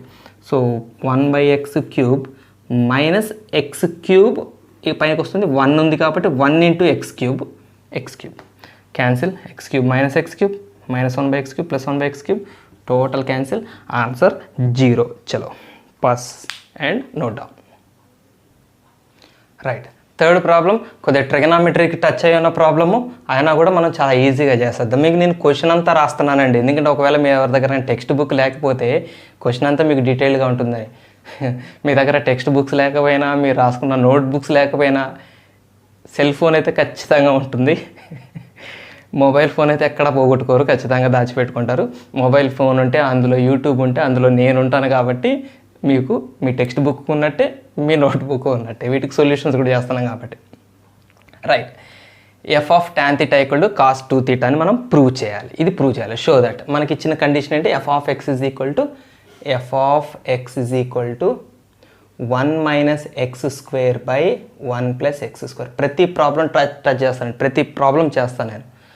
1 అవర్ వీడియో వచ్చిందంటే, ఇప్పుడు ఇది ఎన్ని నిమిషాలు అవుతుందో తెలియదు, 1 అవర్ 1.5 అవర్ అవుతుందో తెలీదు, దాదాపు 1.5 అవర్ వీడియోకి ఒక 3 అవర్స్ నేను నిలబడి ఉంటాను. అంటే మధ్య మధ్యలో మీకు నేను అరేంజ్ చేసి క్వశ్చన్ రాస్తున్నదంతా మీకు నేను కట్ అవుతుంది, మీకు వీడియోలో రాదు. బట్ ఆ పని అంతా కలుపుకుంటే నాకు దాదాపు ఒక 3 అవర్స్ స్టాండింగ్ పని అవుతుంది. అందుకని మీరు హార్డ్ వర్క్ చేయండి, పర్ఫెక్ట్గా నేర్చుకోండి. ఊరికి దీన్ని అందులో కాపీ చేసుకోకండి, నోట్స్లో కాపీలు చేసుకునే మళ్ళీ పాత పద్ధతులు చేయకండి. రైట్, f of x = ఇది ఇచ్చాడు, 1 - x² / 1 + x². ఇప్పుడు మనం f of tan θ తీసుకుందాం. అంటే f of tan θ అంటే tan θ ఏ ప్లేస్లో తీసుకుంటున్నాం మనం, x ప్లేస్లో తీసుకుంటున్నాం. ఇక్కడ x ఉండాల్సిన దగ్గర tan θ తీసుకుంటున్నాం. అప్పుడు రైట్ సైడ్ కూడా x ఉండాల్సిన దగ్గర tan θ రాయాలి కదా. 1 - tan² θ / 1 + tan² θ. యాక్చువల్గా ఇది డైరెక్ట్గా ఫార్ములానే, ఇది = cos 2θ అని రాసేయచ్చు మనం. ఇది cos 2θ యొక్క ఫార్ములా, 1 - tan² θ / 1 + tan² θ. ట్రిగనామెట్రీ మీరు ఫస్ట్ ఇయర్లో మళ్ళీ నేర్చుకుంటారు, 10th ఇంత మీరు డెప్త్కి వెళ్ళలేదు. సో దీని వాల్యూ cos 2θ డైరెక్ట్ రాసేయచ్చు, ఇది = cos θ. లేదు అంటే దీన్ని కొంచెం సాల్వ్ చేసుకొని ఆ cos 2θ కూడా ఎట్లా వచ్చిందని చూద్దామంటే ఒక స్టెప్ రాద్దాం. tan² θ అని మనం sin² θ / cos² θ. ఈ సంగతి తెలుసుకో మీ అందరికీ. tan అంటే sin / cos రాస్తాం. మళ్ళీ 1 + sin² θ / cos² θ.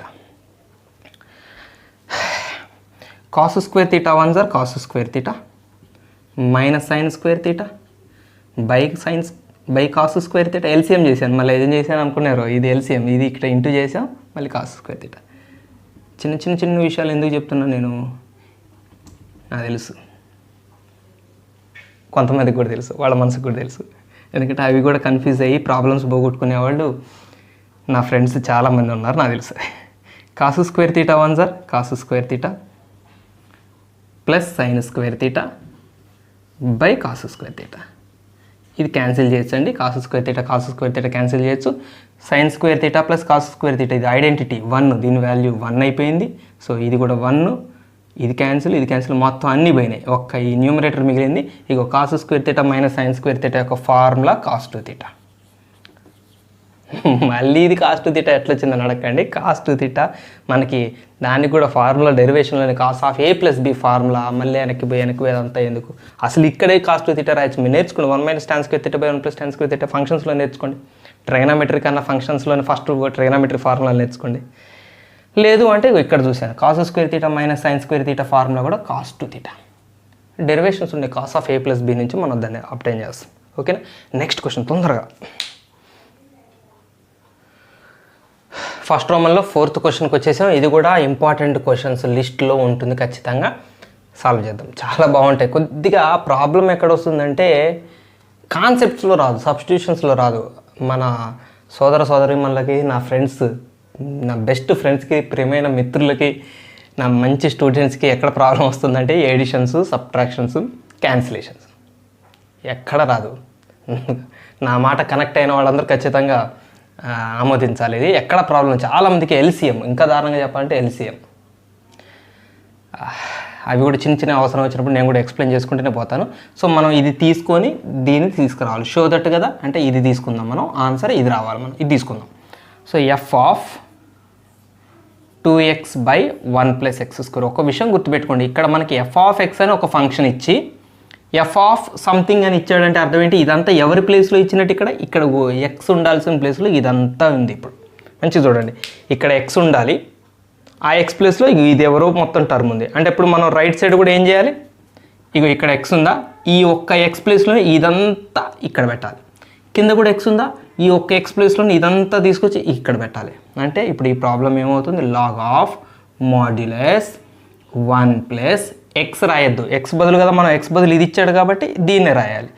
2x/1+x² by 1 - 2x/1+x². 1+x/1 - x solve చేద్దాం. లాగరిథమ్ ఆఫ్ 1+x² 1 ఎల్సిఎం చేస్తున్నాను. చిన్నపిల్లలు చూడండి అమ్మా, 1+x² 1 1+x² ప్లస్ 2x/1+x². ఇది ఇంటూ చేసి ప్లస్ ఇది అలానే రాసి మళ్ళీ దీన్ని డినామినేటర్గా రాయాలి, హోల్ డినామినేటర్. అలానే కింద కూడా 1+x² 1 1+x² minus 2x/1+x² denominator మళ్ళీ అలానే రాయాలి. ఈ 1+x² 1+x² క్యాన్సిల్ అవుతాయి. ఇక్కడ రాస్తున్నాను నేను. Logarithm of 1+x² + 2x. గుర్తుపెట్టలేదు కదా మీరు? అదెవరో తెలుసా? 1+x² formula. కావాలంటే మీరు దీన్ని రివర్స్ అప్లై చేయండి. ఇది a+b² దీన్ని ఎక్స్పాండ్ చేయండి, ఇది వస్తుంది. a² ఇగో 1, b² ఇదిగో x² ప్లస్ 2ab ఇదిగో 2ab, రైట్, బై ఇది కూడా a² + b² మైనస్ 2ab అంటే 1 - x². అచ్చా, ఫ్రాక్షన్కి ఎవరికి వాళ్ళకి స్క్వేర్ ఉంటే మనం కలిపి ఒకటే స్క్వేర్ పెట్టచ్చు. అంటే logarithm of modulus of 1+x/1 - x whole square. బ్రాకెటే కదా మాడ్యులస్ కూడా.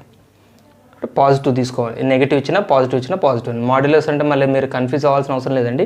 మాడ్యులస్ అని ఎందుకు అన్నాం అంటే లాగరిథమ్స్ నెగిటివ్ నెంబర్స్కి డిఫైన్డ్ కావు కాబట్టి ఈ లోపల ఉండేది పాజిటివ్ నెంబరే అని చెప్పడం కోసం. దాంతో ఇప్పుడు మనకు ప్రత్యేకమైన ఆపరేషన్స్ ఏం లేవు. ఓకే, లాగ్ a⁴m గుర్తుందా మీకు 10th క్లాస్లో? పవర్ ముందుకు వస్తుంది. లాగరిథమ్స్ రూల్స్లో మనం లాగరిథమ్ దీనికి పవర్లో ఉన్నట్టు ముందుకు వస్తుంది. సో 2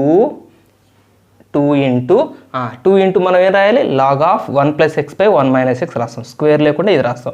మరి స్క్వేర్ లేకుండా ఇది ఎవరు? Nothing but f(x). So 2 × f(x) కదా, అంతే కదండి, ఇదంతా f(x) కదా. అట్లా వచ్చిందా? 2 × f(x). ఈజీగా ఉన్నాయి ప్రాబ్లమ్స్. మనం next 5th question. If a is this is the given set, this is a and f maps a to b is a surjection. surjection అంటే onto function. మనం ఒక వీడియోలో, ఇంతకుముందు వీడియోలోనే అనగనగా ఒక వీడియోలో సర్జెక్షన్ డెఫినేషన్ నేను ఆల్రెడీ ఇచ్చాను. రేంజ్, కోడొమైన్ రెండు ఈక్వల్ అయితే దాన్ని మనం సర్జెక్షన్ అన్నాం. ఇప్పుడు ఇది ఒక సెట్, ఇది కోడొమైన్ సెట్, ఇది డొమైన్ సెట్, ఇది కోడొమైన్ సెట్. కోడొమైన్ సెట్లో ఉండే వాళ్ళందరూ దీని ఇమేజ్లు అయినప్పుడు, అంటే ఇందులో ఎవరు ఖాళీగా లేకుండా ఇందులో ఉన్న అన్ని ఎలిమెంట్స్కి ఇమేజెస్ ఉంటే అప్పుడు దీన్ని మనం సర్జెక్షన్ ఫంక్షన్ అంటాం. అంటే కోడొమైన్ అన్న రేంజ్ అన్న అవే ఎలిమెంట్స్ అయినప్పుడు. మనకి యాక్చువల్గా ఇచ్చేది ఏంటిది? ఈ ఫంక్షన్ అర్థం ఏంటండి? X domain element, x² + x + 1 range elements. Range అంటే ఎక్స్ బదులు మనం 1 సబ్స్టిట్యూట్ చేసాం అనుకోండి, ఇక్కడ కూడా 1 సబ్స్టిట్యూట్ చేస్తాం కదా, ఆ వచ్చేది ఏమవుతుంది? 1 యొక్క ఇమేజ్ అవుతుంది. ఇప్పుడు ఇక్కడ 1 సబ్స్టిట్యూట్ చేయండి, 1 ఇక్కడ 1 కూడా సబ్స్టిట్యూట్ చేయాలి కదా. ఇవన్నీ ఏలో ఎలిమెంట్స్ కదా. ఏలో ఏమేమి ఎలిమెంట్స్ ఇచ్చాడు చూడండి ఇక్కడ. -2 -1 0 1 2 ఇవి ఏలో ఎలిమెంట్స్. ఒక్కొక్క ఎలిమెంట్ యొక్క ఇమేజ్ చూద్దాం మనం. అంటే -2కి ఇమేజ్ ఎవరు, -1కి ఇమేజ్ ఎవరు, 0కి ఇమేజ్ ఎవరు, 1కి ఇమేజ్ ఎవరు, 2కి ఇమేజ్ ఎవరు. సో f(x) ఇచ్చింది ఏంటి మనకి, x² + x + 1. ఇందులో మనం ఇప్పుడు ఎవరిని చూద్దాం, -2 చూద్దాం. అంటే -2 యొక్క ఇమేజ్ చూద్దాం. -2ని సబ్స్టిట్యూట్ చేయండి. -2² + -2 + 1 -2² -4 గుర్తుపెట్టుకోండి. నా బెస్ట్ ఫ్రెండ్స్కి చెప్తున్నాను నేను పర్టికులర్గా. -2² 4. Next 4 - 2 2 2 + 1 3 right 3. సో -2కి ఇమేజ్ ఎవరు, 3. -2కి 3 ఇమేజ్ రైట్. అలాగనే నెక్స్ట్ f(-1) -1కి ఇమేజ్ ఎవరు, -1² + -1 + 1 that is equal to -1² 1 plus into minus -1 + 1 +1 -1 cancel అయింది, ఆన్సర్ 1. సో -1కి ఇమేజ్ ఎవరు, 1. అంటే బి సెట్లో ఎలిమెంట్స్ వస్తున్నాయి 3 1. నెక్స్ట్ f(0) 0 సబ్స్టిట్యూట్ 0² + 0 + 1 0² + 0 + 1 అంటే 1. అంటే ఆన్సర్ ఎంత వస్తుంది ఇక్కడ, 1. ఆల్రెడీ 1 ఉంది, ఇంకోసారి రాశారు. ఆల్రెడీ 1 ఉంది కదా, 1 కనెక్ట్ చేయండి. అంటే 0 కూడా 1. -1 1 వచ్చింది, 0 కూడా 1 వచ్చింది. కరెక్టే చేసాం కదా. ఎక్కడ మనం ఎడిషన్స్ సబ్ట్రాక్షన్స్ చేయలేదు కదా, తప్పులు రైట్. f(1)కి ఇమేజ్ చూద్దాం. 1² + 1 + 1 3. సో 1కి ఇమేజ్ ఆల్రెడీ 3 ఉన్నట్టుంది కదా, 3 కనెక్ట్ చేయండి, భలే వస్తున్నాయి. నెక్స్ట్ f(2) 2కి ఇమేజ్ ఎవరు, 2² + 2 + 3 4 + 2 6 6 + 3 9 9 అనే ఎలిమెంట్కి. ఇప్పుడు చెప్పండి, 3 1 9 ఏం ఎలిమెంట్స్ అవుతాయి, రేంజ్ ఎలిమెంట్స్ అయితే. గుర్తుపెట్టుకోండి, ఇవి రేంజ్ ఎలిమెంట్స్. యాక్చువల్గా ఇవి రేంజ్ ఎలిమెంట్స్. వీటి యొక్క ఇమేజ్లు కదా, ఇమేజ్ల యొక్క సెట్ని మనం రేంజ్ సెట్ అంటాం. ఈ నెంబర్స్కి వీళ్ళు ఇమేజ్లు. కానీ దీన్ని ఏం ఫంక్షన్ అన్నాడు, సర్జెక్షన్ అన్నాడు. సర్జెక్షన్ అంటే ఏమవుతుంది, రేంజ్ అయినా ఇదే, కోడొమైన్ అయినా ఇదే. అంటే బీలో ఎలిమెంట్స్ ఇక వీళ్ళ ముగ్గురే, ఇంకా వేరే వాళ్ళు లేరు. సో బి సెట్ ఎవరు అన్నట్టు, 1 3 9 ఇది బి సెట్. అట్లా సర్జెక్షన్ కాబట్టి కోడొమైన్ సెట్ ఇదే, రేంజ్ సెట్ కూడా అదే. ఓకేనా, నెక్స్ట్ క్వశ్చన్ రాసేస్తాను నేను. ఓకే, 6th ప్రాబ్లంకి వచ్చేసాం మనం. ఏ అనే సెట్ ఇక్కడ ఇవ్వటం జరిగింది. ఇక్కడ మనకి డొమైన్, కోడొమైన్లను ఏం మెన్షన్ చేశాడు, డొమైన్గా ఏ అనే సెట్టు, కోడొమైన్గా మొత్తం రియల్ నెంబర్స్ సెట్ కోడొమైన్. డొమైన్లో ఎవరున్నారు, 1 2 3 4 4 ఎలిమెంట్స్ ఉన్నాయి డొమైన్లో ఏలో. ఆర్లో ఎవరు ఉన్నారో చెప్పాల్సిన అవసరం లేదు. ఆర్ అంటేనే రియల్ నెంబర్ సెట్లు, ఇందులో అన్నీ ఉంటాయి. మనం కనుక్కోవాల్సింది ఏంటి అంటే ఎఫ్ యొక్క రేంజ్ ఆఫ్ ఎఫ్ అంటే వీళ్ళ యొక్క రేంజ్ ఎలిమెంట్స్ ఎవరు. అంటే 1కి ఇమేజ్ ఎవరు, 2కి ఇమేజ్ ఎవరు, 3 ఇమేజ్ ఎవరు, 4 ఇమేజ్ ఎవరు. ఇందులో మిగిలిన చాలామంది ఎలిమెంట్స్ ఉంటాయి, అవన్నీ మనకు అవసరం లేదు. వీళ్ళ ఇమేజ్లు ఎవరో కాదు మనకి, దాన్నే కదా మనం రేంజ్ సెట్ అంటాం, దాన్ని రేంజ్ ఆఫ్ ఎఫ్ అంటాం. సో ఇదే కదా మనం తీసుకోవాల్సింది. సో f(x) తీసుకోండి. f(x) = x² - x + 1/x + 1. ఇందులో ఒక్కొక్క ఎలిమెంట్ సబ్స్టిట్యూట్ చేయండి. 1 యొక్క ఇమేజ్ కావాలి, 1 యొక్క ఇమేజ్. f(1) అంటే 1 యొక్క ఇమేజ్. 1 - 1 + 1/1 + 1 1² 1 కదా, 1 1 मर गया, 1/1 + 1 2 आ गया, 1/2. సో ఇక్కడ 1/2 ఇమేజ్, 1 యొక్క ఇమేజ్ 1/2. ఎక్కడన్నా ఎడిషన్ సబ్ట్రాక్షన్ తప్పు చేస్తే మీరు నన్ను కూడా మన్నించాలి. ఎక్కడో చోట ఖచ్చితంగా పోతుంది, నేను పోకుండా ఉండడానికి ట్రై చేస్తాను. నేను కూడా ఓవర్లుక్లో ఎక్కడో చోట ఎర్రర్ చేస్తాను. సరే, f(2) = 2² - 2 + 1/2 + 1. ఎక్స్ ప్లేస్లో 2 సబ్స్టిట్యూట్ చేస్తాను. మళ్ళీ 10 సార్లు చెప్పక్కర్లేదు కాబట్టి నేను చెప్పట్లేదు. ఎక్స్ ఉన్న దగ్గర 2 సబ్స్టిట్యూట్ చేస్తాం. మరి 1 ఉంది కాబట్టి 1 రాసి, ఇది ఎక్స్ కాదు కదా. 2² 4 - 2 4 - 2 2 + 1 3 2 + 1 3 3/3 1 3/3 1. సో 2 యొక్క image 1 right. 3 f of 3 3 square 9 minus 3 plus 1 by 3 plus 1. So 9 minus 3 6 plus 1 7 by 4. 9 minus 3 6 plus 1 7 by 4. 7 by 4, right? 7 by 4. Next f of 4. 4 square, because the first 4 square 16 minus 4 plus 1 by 4 plus 1. 12 plus 1 13 by 5. So 13 by 5 అయిపోయింది. So what is range of f? Range of f equal to 1 by 2 comma 1 comma 7 by 4 comma 13 by 5. Okay, మీరు చాలా నీట్గా రాయాలి ఎగ్జామ్స్లో, మాత్రం ఇలా మాత్రం రాయకండి అస్సలు. ఓకే, 7th క్వశ్చన్ మనకి ఫస్ట్ రోమన్లో లాస్ట్ క్వశ్చన్కి వచ్చేసాం. ఫస్ట్ రోమన్ ఎక్సర్సైజ్ 1Aలో ఫస్ట్ రోమన్లో లాస్ట్ క్వశ్చన్కి వచ్చేసాం. చాలా ఇంపార్టెంట్ క్వశ్చన్, చాలా ఇంపార్టెంట్ క్వశ్చన్. అండ్ ఇది కొంత లాజికల్ ఆర్గ్యుమెంట్కి సంబంధించిన క్వశ్చన్. లాజికల్ ఆర్గ్యుమెంట్ ఉంటుంది అంటే గొడవ పెట్టుకోం, మనం కాన్సెప్చువల్గా మాట్లాడుకుందాం, మనం పద్ధతిగా మాట్లాడుకుందాం. f of x plus y is equal to f of xy అట. ఇది కాన్స్టెంట్ ఫంక్షన్ అని ప్రూవ్ చేయాలి. మర్చిపోలేదు కదా మీరు, కాన్స్టెంట్ ఫంక్షన్ అంటే గంట క్రితం చెప్పినట్టున్నా నేను, అందుకనే నేను మర్చిపోకుండా ఉండండి. కాన్స్టెంట్ ఫంక్షన్ అంటే ఏంటి? ఇందులో ఎవరన్నా ఉండనియండి, వాళ్ళందరికీ ఇమేజ్ ఒకటే, వీళ్ళందరి ఇమేజ్ ఒక కాన్స్టెంట్ నెంబర్ అయి ఉండాలి. సో దాన్ని మనం కాన్స్టెంట్ ఫంక్షన్ అంటాం. అది అయిపోయింది, రైట్. దీన్ని మన కాన్స్టెంట్ ఫంక్షన్, ఇవేమి ఫార్ములాలు బేస్డ్ కాదు. దీనికంటూ ఎఫ్ ఆఫ్ ఎక్స్ ప్లస్ వైకి ఫార్ములా ఉండదు, a plus b whole square లాగా. కాబట్టి దీన్ని మనం ఫార్ములా బేస్డ్ చేయము, లాజికల్గానే చేస్తాం మనది.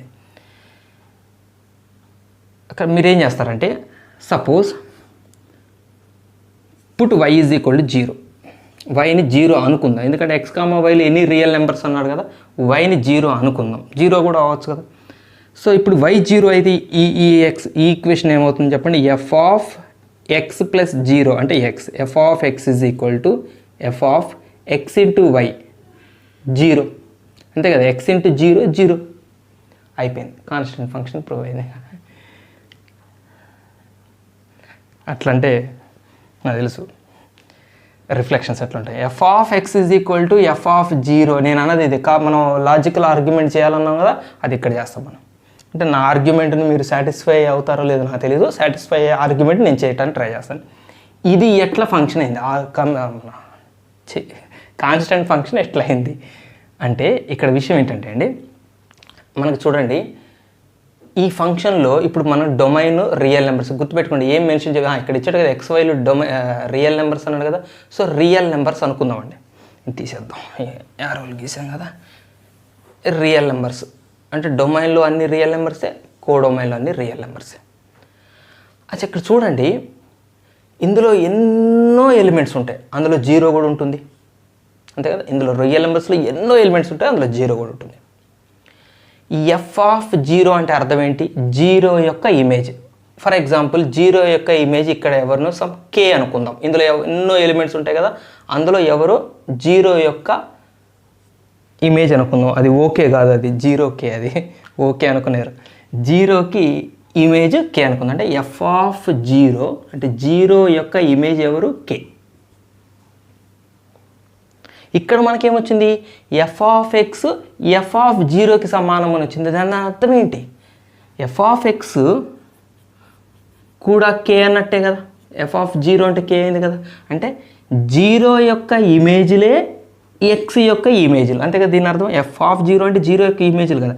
0 యొక్క ఇమేజ్ ఎవరో, 0 యొక్క ఇమేజ్ ఎవరో అదే ఎక్స్ యొక్క ఇమేజ్ కూడా అవుతుంది. అంటే 0 యొక్క ఇమేజు ఎక్స్ యొక్క ఇమేజు సమానమే. 0 యొక్క ఇమేజు ఎక్స్ అంటే ఎవరు మరి ఇంతకీ? ఇందులో మిగిలిపోయిన ఎలిమెంట్స్ యొక్క రిప్రజెంటేటివ్ ఫర్ ఆల్, మర్చిపోవద్దు మీరు, ఫర్ ఆల్ ఎక్స్. ఇందులో మిగిలిన వాళ్ళు ఎంతమంది ఉంటారో వాళ్ళందరికీ రిప్రజెంటేటివ్ ఎక్స్. అంటే వాళ్ళందరి యొక్క ఇమేజ్ ఎవరు? ఇంట్లో ఎంతోమంది ఉంటారు కదా, వాళ్ళందరి యొక్క ఇమేజ్ ఎవరు? 0 యొక్క ఇమేజే వీళ్ళందరికీ ఇమేజ్. సాటిస్ఫై అయ్యారు కదండి? ప్లీజ్ నేను ఇంతకంటే బెటర్గా చెప్పలేను, నేను పీక్స్లో చెప్పాను. ఇందులో ఎన్ని ఎలిమెంట్స్ ఉంటాయో అన్ని ఎలిమెంట్స్కి ఇమేజ్ కేనే. అన్ని ఎలిమెంట్స్కి 0 యొక్క ఇమేజ్ ఎవరో అదే ఇమేజ్ మిగిలిన వాళ్ళందరికీ ఇమేజ్ అవుతుంది. మిగిలిన వాళ్ళందరికీ అంటే ఎక్స్, ఫర్ ఆల్ ఎక్స్ కదా, ఓకేనా.